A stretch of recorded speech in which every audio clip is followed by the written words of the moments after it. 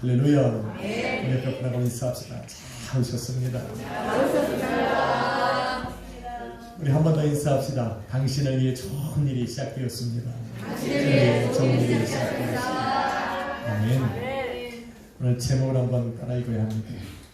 말해야 할 것과 그것을 말하는 법. 말해야 할 것과 그것을 말하는 법. 여러분 49절 보면 예수님께서 아버지께서 내가 말할 것과 이럴 것을 친히 명령하여 주셨다라고 말씀합니다. 그래서 뒤에 영어로 이렇게 써놨습니다. What to say and how to say it. 잘하셨습니다. 영어를 들어갑니다. 말해야 할 것과 그 말해야 할 것을 말하는 법. 이것을 우리 하나님께서 예수님에게 가르쳐 주셨다라는 겁니다. 강단에서 선포되는 말씀은 구원에 이르게 하는 영적 메시지이기도 합니다. 때로는 성도의 삶을 주님께서 기뻐하시고 원하시는 삶으로 변화시키기도 하고 믿음으로 삶의 방향을 정하여 그 길을 걸어가도록 만드는 것이 설교이기도 합니다.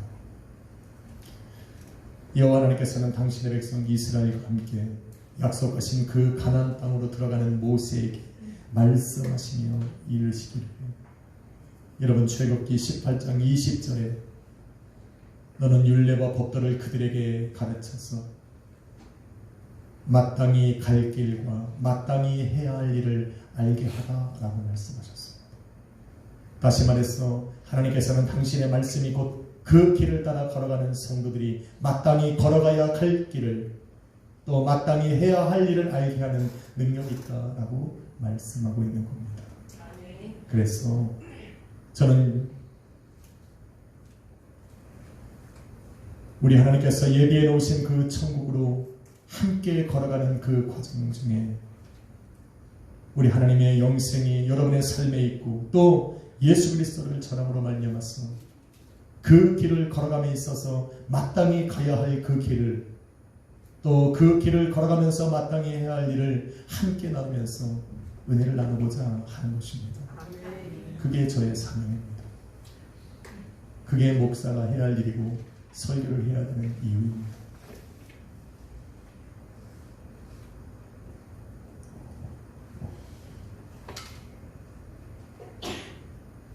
여러분 선지자 예레미야 23장 29절에 하나님의 말씀을 어기고 하나님 앞에 하나님에게서 떠나서 불법을 행하며 죄악된 길을 살아가는 그 유다 민족에게 선포하며 이렇게 말을 합니다. 하나님의 말씀이 불같지 아니하냐 바위를 깨서 부서뜨리는 방망이 같지 아니하냐. 다시 말해서 하나님께서 그 백성들이 마땅히 걸어가야 할 길을 또 마땅히 해야 할 일을 선포하시는 그 말씀이 때로는 그것을 듣는 그 이스라엘 민족 가운데에 그 심령에 들려질 때에 때로는 불같이 때로는 그들의 심령을 떼어 부시는 그 방망이와 같은 말씀으로 들릴 수도 있다라고 말하는 겁니다. 때로는 강단에서 선포되는 그 말씀들이 불과 같이 방망이와 같이 데워지고 부서져야 하는 강팍한 나의 심령에 와서 부딪힐 수도 있다는 말입니다. 그런데 그것은 내가 사악한 길을 걸어가고 죄악된 길을 걸어가기 때문에 그런 것도 있지만 더 중요한 것은 그 진리 되신 하나님의 말씀을 그 영생이신 그 하나님의 말씀을 내가 받을 수 있는 영이 살아있다는 증거가 되는 겁니다. 할렐루야. 가만히 있으면 그게 무슨 심장을 두드립니까? 예배 가운데 나와서 쳐다보고 그리고 가는데 그게 어떻게 그 사람의 인생을 하고 그 사람의 그 잘못된 길을 돌이킬 수 있는 그 심령을 부서뜨리는 방망이와 같이 들리겠냐는 겁니다. 그래서 오늘 하나님께 선포되는 이 강단에서 선포되는 그 말씀이 내 심령에 와서 부딪히는 불과 같고 내 강팍한 심령을 부서뜨리는 방망이와 같은 것으로 다가온다는 것은 바로 내 삶을 구원하시고 내 삶을 부서뜨려서 다시 회복시키시고 세워나가시는 그 하나님 안에 내가 있다라고 하는 증거가 되는 겁니다. 그래서 오늘 그 말씀을 받을 때에 우리는 하나님의 자녀이기 때문에 그 하나님의 말씀에 거하면서 그 말씀 안에 내 인생을 세워나가기를 원하기 때문에 우리는 그 말씀이 들려질 때에 순종하고 또 그렇게 성도가 되고 교회가 되어 가는 겁니다. 그게 성도입니다. 저는 여러분과 함께 그 길을 걸어갑니다. 그런 말씀을 준비하면서 이 말씀이 내 삶을 치기도 하고 내 가슴을 치기도 하고 이 말씀을 내게 주시는 것으로 인해서 제가 그 가슴을 치면서 이 말씀을 준비하기도 하고 회개를 하기도 합니다. 그렇게 선포되어지는 여러분의 삶에도 그러한 역사가 있으리라 믿습니다. 그럴 때 순종하는 겁니다. 그럴 때 순종하는 겁니다. 하나님의 말씀이 들려질 때 저건 나에 대해서는 나는 저렇게 살았지. 회개하십시오. 말씀처럼 살아갈 수 있는 사람은 이 자리에 올 필요도 없습니다. 우리부터 인사합시다. 순종하면 드립시다. 믿으십니까? 오늘은 그 순종하는 마음이 좀 필요합니다. 우리 여러분 선포되는 이 말씀에 여러분의 가슴이 조금 부딪힐 수도 있습니다. 미리 알려줄 겁니다. 강박해 하지 말라고. 저분이 또 왜 나를 여기서 저는 말씀 준비할 때 사람을 타겟으로 하잖아요. 이 거룩한 이 시간에 이 귀한 이 설교 시간에 예수 그리스도의 복음을 진리를 선포하기도 바빠 죽겠는데 누구에게 일을 합니까? 만약에 그것이 내 말씀처럼 나한테 하는 말씀 들리면 그분은 아까 말했잖아요. 내용이 깨어있는 거예요. 내가 그 하나님의 말씀 안에 지금 있다는 증거가 됩니다. 그러니 감사하고 기뻐해야 돼요. 저는 오늘 말씀을 통해서 그 말씀으로 하나님의 이름을 영광스럽게 했던 예수님처럼 이 땅에 살아가는 성도가 말로써 사람을 살리고 또 하나님의 이름에 영광스럽게 할 수 있는 그 방법이 무엇인가 나누고자 하는 겁니다. 여러분 옛말에 말 한마디로 천냥빚을 갚는다라는 말이 있어요. 말이 그렇게 귀하다라는 겁니다. 말이 귀하다라고 하는 것은 귀하다, 소중하다라는 것은 저희 나라만의 생각이 아닙니다. 여러분 영국 속담에도 지혜는 들음으로써 생기고 후에는 말하는 것으로부터 온다라고 합니다. 독일 속담에는 현명한 사람은 귀가 길고 혀는 짧다. 저는 몇 년 전에 혀를 잘랐어요. 농담인지 아시죠? 저는 혀를 잘라냈어요. 그래서 현명해지기 시작했어요. 여러분 유대인의 지혜서라고 불리는 탈무드에는 이렇게 말합니다. 말을 부드럽게 하면 사람을 살리고 악하게 하면 사람을 죽인다. 여러분 성경 잠언서에는 이렇게 말하기를 부드러운 대답은 분함을 멈추게 하고 격한 말은 노여움을 일으킨다. 부드럽게 말하라는 얘기합니다. 영어에도 이런 말이 있습니다. Think today and speak tomorrow. 다 알아들으셨죠? 대단합니다. 멋지십니다. 여러분이 생각한 그걸 제가 이야기하면 오늘 생각하고 말은 내일 해라. 똑같으셨죠? 거기 끄덕이시는 분 뭔가 아시는 겁니다. 무엇을 말하든 누구가 말하든 경솔하게 말하지 말라는 겁니다. 말은 되돌릴 수 없기에 소중한 겁니다. 그래서 말하는 사람은 누구에게 말하고 언제 말하고 무엇을 말하고 또 어떻게 말해야 하는지를 잘 결정해야 합니다. 여러분 지혜서라고 불리는 성경은 잠언 25장 11절에 이렇게 말하기를 경우에 합당한 말은 은쟁반의 금사과와 같다. 귀하다라는 얘기입니다. 경우에 합당한 말, 이치에 맞는 말, 정확한 때에 말하는 말. 그것은 바로 은쟁반의 금사과와 같이 가장 귀하다라고 이야기를 하는 겁니다. 여러분 반대로 마태복음 7장 6절은 이렇게 말합니다. 거룩한 것을 개에게 주지 말고 내가 가진 진주를 돼지에게 던지지 말라. 이렇게 경고합니다. 그들이 그것을 발로 밟고 돌이켜 너희를 찢어 상하게 할까 두렵다. 좋은 것을 가졌으면 좋은 것을 써야 되는, 좋은 것을 갖고 언제 어떻게 사용할지를 몰라서 이것을 함부로 입을 열어서 오히려 그 말이 되돌아올 때는 나를 상하게 하고 나를 찢기는 그런 말로 돌아올 수 있다라고 말하는 겁니다. 그래서 말은 남을 살리는 것 같지만 곧 나를 살린다는 것을 여러분 기억해야 합니다. 그래서 말을 내가 먼저 하기에 앞서 누구에게 또 언제 무엇을 어떻게 말하는가를 결정해야 되는데, 그것을 결정하는 기준이 바로 내가 왜 이 말을 해야 되는지를, 그런 목적을 먼저 세워야 된다는 겁니다.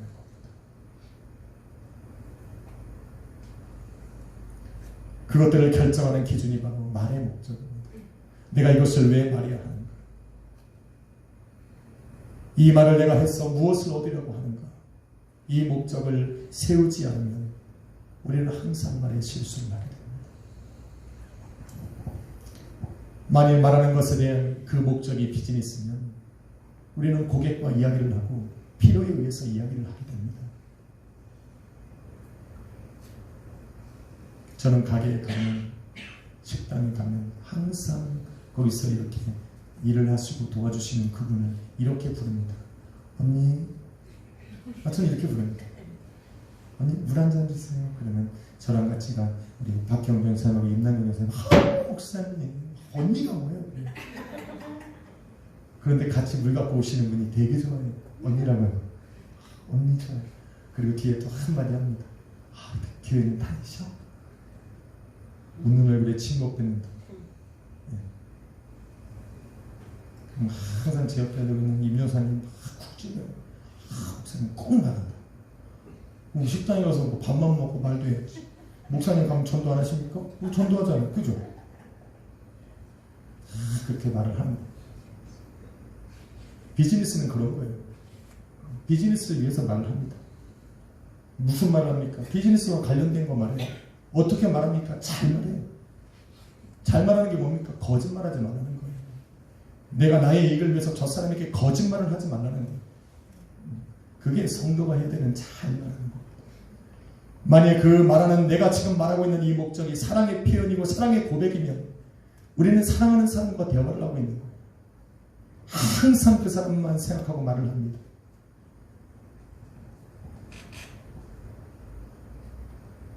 뭐 노래도 우리 하잖아요.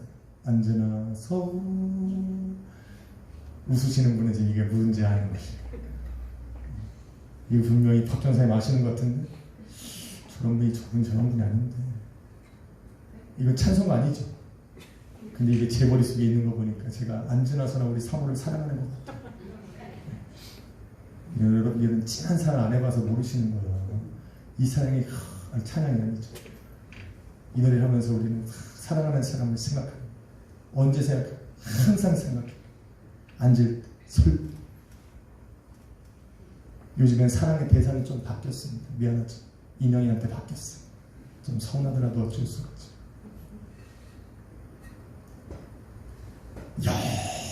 여러 말을 하고 있지만 결국은 내가 당신을 사랑한다고 말하고 있는 겁니다. 사랑하는 게 목적이면, 사랑한다라고 표현하는 것이 목적이면 수많은 말을 하고 있지만 핵심은 이거예요. 난 당신을 사랑한다. 그 사람을 향한 어떻게 말할지 고민하고 있는 그 순간에도 나는 이미 나의 행동으로, 나의 눈빛으로 저 사람에게 사랑한다라고 지금 이야기를 하고 있는 거예요.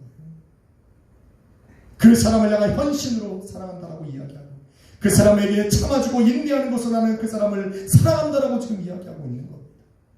그 사람을 용납해주고 그 사람을 이해해주는 것으로 나는 지금 당신을 사랑한다라고 지금 이야기하고 있는 거예요. 눈빛만 봐도 하는 게 사랑이에요. 그래서 사랑에는 시간의 제한이 없어요. 계속 사랑하는 거예요. 옆에 분 한번 보십시오. 자, 눈빛으로 나를 사랑하는가 앞에 시작. 빨리 보세요. 쑥스럽다. 언제도 조찬용 집사님 빨리 보시오. 오늘 아니면 눈빛 볼 시간도 없잖아요. 고개를 돌리신 겁니까 지금? 어떻게 잘 사랑하시는 것 같습니까? 네. 나는 분명 저 사람을 사랑한다라고 하는 것 같은데 저 사람이 사랑을 못 느끼면 눈빛을 바꿔야 돼요. 눈빛으로 아무리 저 사람을 사랑해. 잘 봐, 사랑아. 느껴져? 안 느껴지잖아. 이럴 때는 다른 방법을 써야 돼요. 사랑해줘야 돼요. 행동으로 보여줘요. 삶으로 보여줘야 돼요. 요즘에 저는 태근이한테서 사랑을 잃어버렸어요. 예전에 진짜 한 달에 한 번씩 나를 사랑한다는 표현을 바보로 했어요. 요즘에 태근이를 제가 정말 사랑하는지 까먹었어요. 나는 그 사랑을 다시 느끼기를 원합니다. 여러분, 사랑은 말로만 하는 게 아닙니다. 삶을 통해 보여주고 마음과 눈으로도 표현을 다 하는 게 사랑입니다. 그래서 사랑하는 사람들은 가까이 있으면 가까이 있을수록 더 친해지고 더 관계가 깊어지는 겁니다. 그런데 알아야 되는 게 하나 있어요. 반드시 이거 기억해야 돼요. 사랑해야 하는 사람끼리, 사랑을 주고 사랑을 받아야 하는 그 관계 속에 있는 사람들끼리 사랑을 주고받지 못하면 악한 마귀가 그 틈을 타고 들어옵니다. 그래서 사랑 대신에 상처를 주기 시작해요. 꼭 기억해야 돼요. 그리고는 사랑 대신에 상처 주는 말로 그 공간을 대신하게 합니다. 저 사람에게 내게 사랑을 채워야 내 사랑이, 내 인생이 완성되는데 그 사랑을 받지 못하니까 그 빈 공간을 상처로 기억하는 겁니다. 그래서 상처되는 목적을 가지고 저 사람에게 말을 하기 시작해요. 말하는 것마다 상처입니다. 여러분, 이런 경험 없습니까? 말로 상처 준 적이 없으시죠? 워낙 경건하신 분들이라. 아니, 그러면 그런 말로 상처를 받은 적도 없으십니까? 참 복된 인생 사셨네. 저는 많아요. 만일 어떤 사람이 상대방에게 상처를 줄 목적으로 말을 하기 시작하면 그는 저 사람에게 말하는 것이 아니라 저 사람의 감정에 지금 이야기를 하고 듣고 아파하고 괴로워하고 고통스러워하고, 그래서 그 사람의 약점만 공격합니다. 그 사람이 들어서 상처받을 말만 골라서 어떻게 말합니까? 집요하게, 아주 끈질기게, 아주 독하게, 아주 매정하게 이야기합니다. 듣는 상대방이 바닥에 꼬꾸라질 때까지 멈추질 않아요. 상대방이 쓰러지고 울부짖고 그 사람을 보면서 내가 희열을 느낄 때까지 그 말을 멈추지가 않아요. 그 사람을 그 말로서 완전히 무너뜨리고 내가 그 사람이 쓰러진 것을 바라보면서 승리감을 느낄 때까지 그것을 멈추지 않아요. 마귀가 그 사람 안에 한번 들어와서 말을 주관하기 시작하면 그 말을 듣는 사람은 다 쓰러져요. 저 사람에게 깊은 상처의 못을 받고 나서야 돌아서서 희열을 느끼는 사람들이 있어요.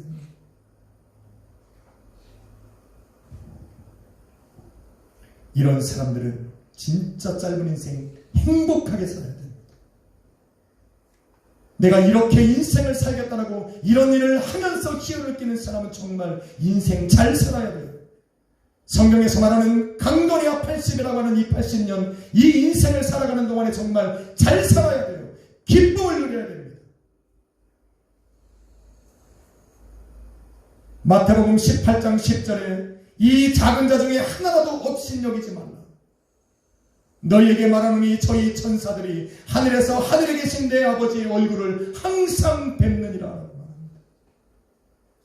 그들은 당신에게 업신여김을 받을 존재들이 아닌 것을 알아야 됩니다.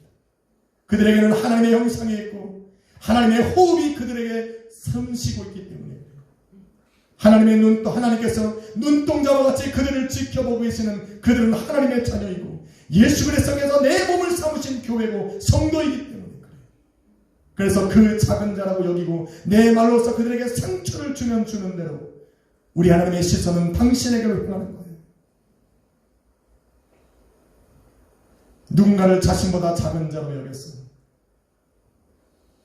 말로 그 사람을 업신여기고 상처를 준다면 장차 하나님 앞에 설 것이고 그때는 반드시 하나님께서 그 말에 대해서 물을 거예요. 그리고 그 말에 대해서 보호하실 겁니다. 그러니까 이 땅에 사는 날 동안 잘 살아야 돼요. 그날에는 그것을 피해갈 수 없으니까 잘 살아야 돼요. 한번 인사합시다. 잘 살 수 있다.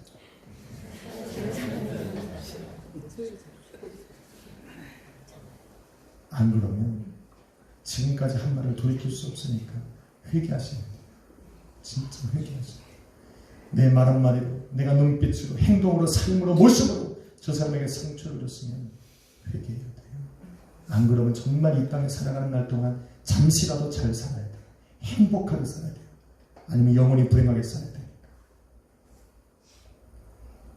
이게 여러분에게 찔림이 올까봐 제가 미리 말했어요. 내 마음에 부딪히는 방망이 같거나 불 같으면 여러분의 영이 살아있는 거라고. 내가 하나님 안에 있다는 증거라고. 그래서 돌이킬 수 있는 기회를 하나님에게 주시는 것이라고 미리 말했으니까 미워하지 마십시오. 주님께서는 말씀하시기를 지극히 작은 자에게 베푼 것이고 나에게 베푼 것이라고 말합니다. 여러분, 지극히 작은 자라는 것은 상대적인 겁니다. 그 작은 자를 내가 선택할 수 있다는 것. 때로는 남편에게 아내들이란 가장 작고 연약한 존재일 수 있어요. 자녀들에게 어머니라고 하는 존재는 정말 작은 존재로 느껴질 수 있어요. 그래서 가장 사랑을 받아야 되고 보호를 받아야 되는 그런 분들입니다. 그런데 오히려 그 사람들을 작게 여겨서 말로써 상처를 주고 말로 사람들을 그 사람의 마음을 아프게 할 그런 경우가 더 많다는 것을 우리는 정말 기억해야 됩니다. 작은 존재이기 때문에 함부로 대하고 업신여겨서는 절대 안 됩니다. 하나님 앞에 죄악된 일입니다. 세상에 사람이 존재한다면 그 숫자는 바로 세상에 존재하는 어머니의 숫자와 같다라고 말을 합니다. 그것은 모든 어머니들이 지금도 가장 낮은 자리에서 자기의 가족들을 섬기고 있기 때문이라고 말할 수 있습니다. 그러니 남편들은 아내를 사랑해줍니다. 우리 주님께서 당신의 생명을 내어주기까지 당신의 몸된 교회를 사랑하신 것과 같이 남편들은 아내를 사랑해줘야 돼요. 왜냐하면 그 사랑이 있어야 존재하는 것이 아내들이기 때문에 그렇습니다. 예수 그리스도의 십자가가 없이 어떻게 교회가 존재합니까? 그러니 남편들이 아내를 사랑해주지 않으면 아내는 무너져요. 설 곳이 없어요. 또한 자녀들은 여러분 잠언서 23장 25절에 이런 것 같이 너를 낳은 어머니를 기쁘게 해드려라. 기쁘게 해줘야 돼요. 할렐루야. 기쁘게 해줘야 돼요. 마태복음 15장 4절에 하나님께서 이르시되 내 부모를 공경하라. 아버지나 어머니를 비방하는 자는 반드시 죽임을 당할 것이라고 말씀하셨어요. 비방하지 마세요. 자녀들에게는 그럴 자격이 없습니다.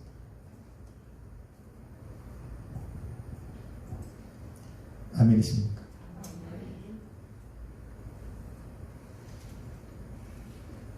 오늘 말씀이 좀 무거운가? 아멘을 안 하시네. 아멘을 예전 같지 않다는 거지. 오늘 말씀을 아멘을 못 하시는 거에 영이 살아계십니다. 영이 살아계시네. 그러나 어머니에게 말을 함부로 하거나 그를 비방한 적이 있으면 우리 자녀들은 회개해야 돼요. 정말 마음 다해 회개해야 돼요. 또한 아내들에게 말로 상처를 준 적이 있다면 회개해야 돼요. 이것은 아내가 남편에게도 동일한 겁니다. 교회가 없이 예수 그리스도의 십자가가 무의미하듯 아내가 남편을 높이지 않으면 남편들은 죽는 겁니다. 어머니가 자식을 사랑으로 말해주지 않으면 자녀는 보호받을 데가 없습니다. 사랑을 받을 데가 없어요. 그래서 가족이라고 하는 것은 바로 예수 그리스도의 사랑을 보여주는 가장 작은 교회가 되는 겁니다. 할렐루야. 그래서 한번 서로 인사합시다. 예수님의 이름으로 당신을 사랑합니다. 할렐루야. 사랑해야 됩니다. 왜냐하면 성도에게는 입술의 권세와 말의 능력이 있기 때문에 그것으로 절대 사람을 죽여서는 안 돼요. 사람을 아프게 하고 무너뜨려서는 안 됩니다. 하나님께서 우리에게 입술의 권세와 말의 능력을 주신 것은 사람을 살리라고 주시는 거예요. 왜? 성도의 입에는 하나님의 말씀이 있고 하나님의 말씀을 본문에 보니까 그것이 영생이라고 말씀하셨기 때문에 영생을 가진 자로서 생명을 주려죠. 하나님의 영생을 가진 그 말씀으로 사람을 살려야죠. 그래서 사랑해요. 사랑의 목적을 가지고 세워주는 목적을 가지고 저 사람을 살려야겠다는 목적을 가지고 자꾸 말을 해요. 저 사람이 살고 그 때문에 나가 살아가는 역사가 그래서 나의 이 가정을 통해서 우리 하나님이 영광을 받으시는 겁니다. 할렐루야. 네. 교회 안에서도 살리는 말이에요. 살리는 말. 진짜 여러분 살리는 말. 오랜만에 어떤 분이 신앙생활을 한번 제대로 해보려고 마음을 탁 먹고 왔는데 성도가 이런 말을 하면 안 돼요. 아유 진작에 좀 그렇게 하지. 아 누가 물러? 그렇게 말하면 사람을 죽이는 거랍니다. 그럼 어떻게 말해야 돼? 이렇게 좋은 자리를 오시니 얼마나 감사해. 당신 때문에 내가 너무 행복해. 왜 얼마나 많이 기도했까? 이렇게 말해야 살리는 거예요. 아프신 분들 보면 기도 좀 하지 그랬어. 누가 뭘로 했는지 아는지 어떻게 알아? 그럴 때는 어떻게 해요? 지금부터 저는 기도 들어갑니다. 하나님이 치유하시는 믿습니다. 이렇게 해야죠. 이래야 살리는 말인 거죠. 사람이 가끔 이렇게 딴 길로 갈 때도 있잖아요. 그 사람은 좋아서 갔겠어요?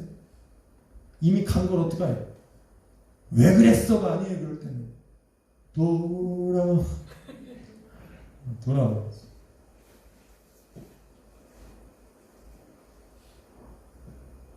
김용호 씨는 사랑합니다. 지사님 지난주 주일 안 오셔가지고 진짜 온 성도가 마음이 아팠어요. 다음도 그러지 마세요. 집사님 몸이 아니라니까. 우리 김준희 씨사님 눈물을 흘릴 뻔했어.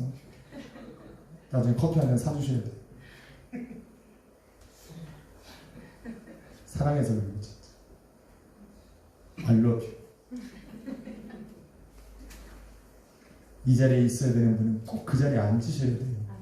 그 자리에 없으면 불안해요. 제가 두려웠게 하지 마십시오. 여러분 본문에 보니 예수님께서는 당신의 말씀이 곧 사람을 살리는 영생이라고 말합니다. 그래서 베드로가 고백하기를 주여 영생의 말씀이 있기에 내가 누구로 가오리까. 베드로와 제자들은 예수님을 따라다니는 목적이 바로 예수 그리스도의 말씀 속에는 영생이 있다는 것을 알았기 때문에 예수님께서는 어떻게 영생을 품을 수 있었냐면 영생이신 바로 하나님의 말씀만을 증거했기 때문에 그래요. 그래서 하나님의 말씀만 증거하고 그 하나님의 말씀이 선포되었기 때문에 그 듣는 자마다 살아나는 놀라운 역사가 일어난 겁니다. 그렇기 때문에 예수님께서는 당신이 생명을 줘야 하는 이 목적을 세우셨기 때문에 만나는 사람마다 이 말씀을 전하는 거예요. 가리지를 않았어요. 죄인들에게도 하나님의 말씀을 들으라고 말씀하셨고 가난하고 병들고 소외된 사람들에게도 찾아가셔서 영생의 말씀을 증거하셨고 자기를 팔고 부인하고 배반하고 저주한 사람들에게도 찾아가셔서 그 예수 하나님의 영생이신 말씀을 증거한 겁니다. 자신을 십자가에 못 박은 그 사람들, 자신을 죄인이라고 거짓 증언한 사람들에게도 찾아가셔서 말씀하신 거예요. 왜? 영생을 줘야 하니까. 영생이라고 하는 선한 목적을 세우면 사람의 구원이 달라집니다. 왜? 악한 사람도 구원받아야 되니까. 언제 말하고 시작합니까? 항상 얘기했어요. 두세 사람이 내 이름으로 모인 곳에 우리 주님이 함께 하셔서 생명의 말씀이신 그 영생의 하나님의 말씀을 증거함으로 그들도 살아나게 하시는 것이 예수님이셨어요. 무엇을 말합니까? 오직 영생의 말씀 대신 우리 하나님의 말씀만 증거한 겁니다. 어떻게 전하셨어요? 잘 전했어요. 잘 전했어요 진짜. 우리 예수님처럼 잘 전하시면 돼요. 여러분 예수님은 곧 하나님이시기 때문에 모든 사람의 환경과 처지를 너무나도 잘 아시는 분이에요. 그래서 예수님께서는 말씀을 하셔야 할 때와 침묵하셔야 될 때를 알고 있었어요. 잘 들으셔야 돼요. 예수님은 말씀하실 때와 침묵하셔야 될 때를 알고 있었어요. 그래서 말씀하실 그때가 될 때까지 우리 하나님께 예수님은 기다릴 수 있는 능력을 가지고 계신 분이에요. 섣불리 말하지 않았다니까. 그래서 적시에 필요한 말씀을 주시는 거예요. 내 자녀를 데리고 일어나 걸어가라! 말씀하시는 거. 왜? 그 말씀이 선포되면 역사가 일어나니까. 최고의 방법이에요. 그렇기 때문에 듣는 자마다 살아나는 역사가 일어나는 겁니다. 말씀에 여러분의 입술에 권세가 있고 말의 능력이 있으니까 이 말을 조심해서 사용하라고 말하는 거예요. 이제 예수 그리스도의 몸된 교회와 성도가 말의 지혜를 보여줘야 될 때가 온 겁니다. 누구에게 말하고 언제 말하고 무엇을 말하고 어떻게 말해야 하기 전에 교회와 성도는 내가 왜 이 말을 해야 되는지에 대한 분명한 목적을 세워야 됩니다. 그 목적은 바로 예수님께서 하셨듯 영생을 선포함으로 저들을 구원해야 되는 목적을 세워야 됩니다. 내가 말하는 그 한마디로 저 사람이 살고 영생을 얻을 수 있도록 항상 생각을 해야 돼요. 내가 말하는 것으로 내 자녀가 살고 내 아내가 살고 가정이 살고 교회가 살고 성도가 살고 이제 당장 예수 그리스도를 믿지 않는 저 열방에 죽어가는 영혼들이 내가 선포하는 이 말씀을 듣고 살아날 수 있는 목적을 세워야 돼요. 그 목적을 가지고 이제 생각해보니 여러분은 복음을 증거해야 되는 사람이 구별된 것이 아니라 모든 사람에게 예수 그리스도의 복음을 증거할 수 있다는 겁니다. 언제 증거합니까? 우리 하나님께서 기회를 열어주실 때마다 선포하는 거예요.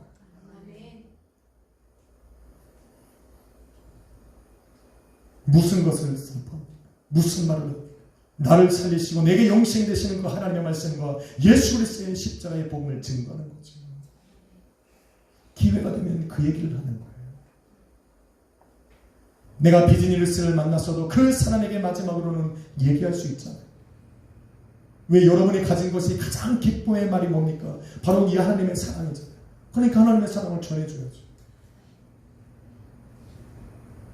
이제 중요한 것은 어떻게 이야기하는 거예요.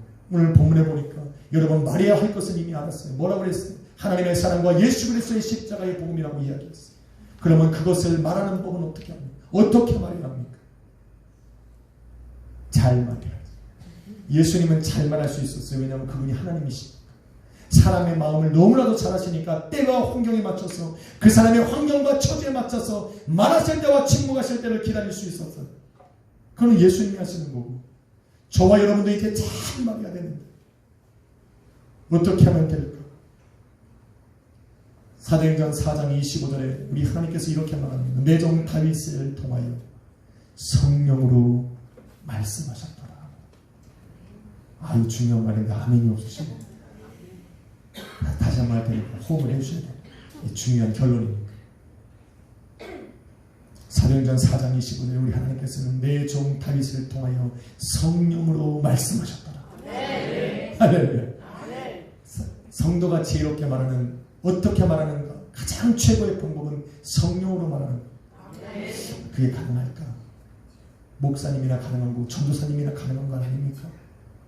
라고 말을 할까봐 사도행전 6장 10절에 보니 스데반 집사도 지혜와 성령으로 말하였더라 기록하고 있습니다. 집사님들도 가능하대요. 아, 그럼 집사님이라 그런가? 그럼 자녀들은 나는 집사가 아니니까 아직은 괜찮냐? 막말할까? 아니요, 안 돼. 사도행전 11장 28절에 보니 아가보라고 하는 한 사람이 성령으로 일어나였더라. 그럼 요엘서에 보면 자녀들은 예언할 것이 그걸 아가보가 한 거예요. 성도가 지혜롭게 말하고 가장 최고의 방법으로 말할 수 있는 것은 누구를 통해서 말한다? 성령을 통해서 말한다. 성령으로 말하려고 하면 성령 하나님께서 내 삶에 들어오셔서 나를 통해 말씀 성령으로 충만할 수 있는 방법은 또 한 가지밖에 없어요. 기도하는 겁니다. 결국은 돌고 돌아 기도하는 거예요. 맞아요. 내가 말해야 할 것과 그것을 말하는 법을 배우려면 사람으로는 어떻게 할 수 없으니까 우리는 예수가 아니니까 기도해야지. 그래야 사람을 살리고 하나님을 영원하게 할 수 있어요. 머리 굴려봐야 소용없어. 마귀가 한번 내 심령을 탁 건드리면 독한 말을 합니다. 9마디를 잘하다가 맨 마지막에 하면 끝난 거예요.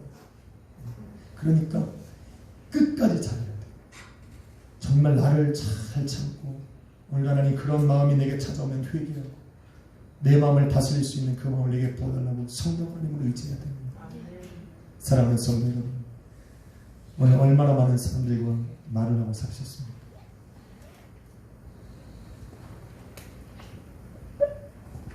혹시 그 많은 말씀들 중에 예수님은 있었는지, 내가 그렇게 많은 말을 했지만 그것으로 저 사람을 살리거나 또 그 사람이 듣던 그 사람이 하나님께 영광을 돌리게 했는지 한 번쯤 우리는 생각해 봐야 하지 않을까.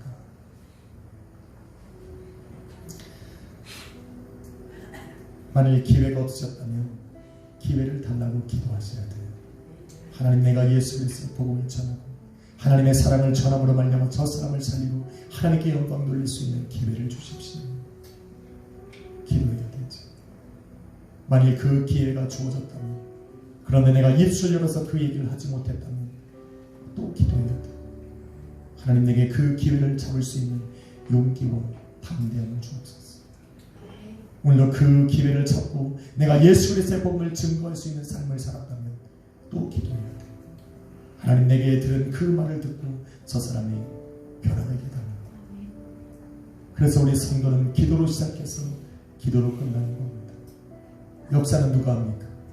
하나님이 하시고, 우리는 기도하고 선포하고 기회를 잡아서 우리 예수 그리스도의 그 복음을 증거하면 되는 겁니다. 여러분에게는 하나님의 말씀이 있습니다. 여러분에게는 예수 그리스도의 복음이 있습니다. 그러니까 그 입술의 권세로, 말의 능력으로 사람을 살리십시오. 자녀를 살리고 남편을 살리고 아내를 살리고 성도를 살리고 저를 또한 살리고, 이제는 이 교회를 나가서 우리 교회는 세상 사람들을 살리는 복음의 나팔이 되어야 됩니다. 이렇게 할 때 여러분의 가정과 인생과 교회를 통해서 우리 하나님은 영광 받으시고 날마다 우리의 삶에 놀랍고 위대한 일로 우리 하나님께서 역사하실 것입니다. 할렐루야. 그렇게 살아갑시다. 한번 인사하고 우리 마칩시다. 때리시면 안 되고 사랑하는 거. 그렇죠. 그거예요. 사랑하며 살아갑시다. 좀 이상하죠? 네, 조금 더 구체적으로 합시다. 사랑의 말로 살아갑시다. 아멘이십니까? 사랑이 뭘까 생각되어지면 여러분, 우리 앉아있는 우리 사랑을 생각하시는 거예요. 얼마나 사랑스럽습니까? 좋아하시죠? 많이 사랑하십시오. 사랑하면 가족이 삽니다. 사랑하면 아내와 남편이 살고 제가 살고 성도가 살고 교회가 삽니다. 그것이 부족하면 기도하십시오. 기도하겠습니다. 거룩하신 아버지 하나님 감사합니다.